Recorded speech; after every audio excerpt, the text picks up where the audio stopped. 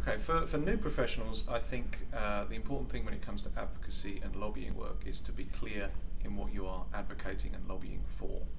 It depends, I think, to an extent whether you are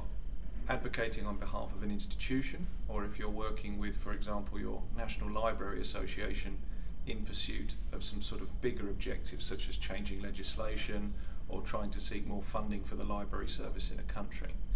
I think it's important for the new professionals to familiarise themselves with the advocacy positions of their association, for example, because very often those positions should be coming with documentation and the sorts of arguments that you'll need to back up your advocacy work.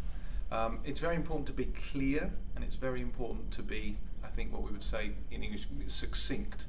Some people talk about the elevator pitch, the idea that if you're in an elevator and you're going down 4 floors, you should be able to get across your argument to the Prime Minister that you've stepped into the lift with within 30 seconds or so.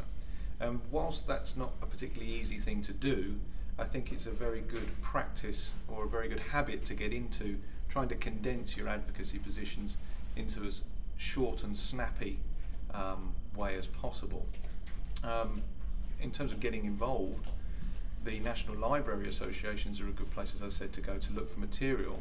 and depending on the size of your association and depending where you're coming from, there's normally going to be somebody involved in the association who's responsible for sort of advocacy matters.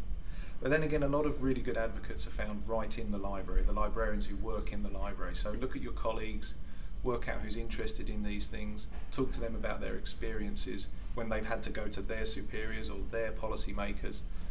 and trying to argue for the sorts of things that they need within the service.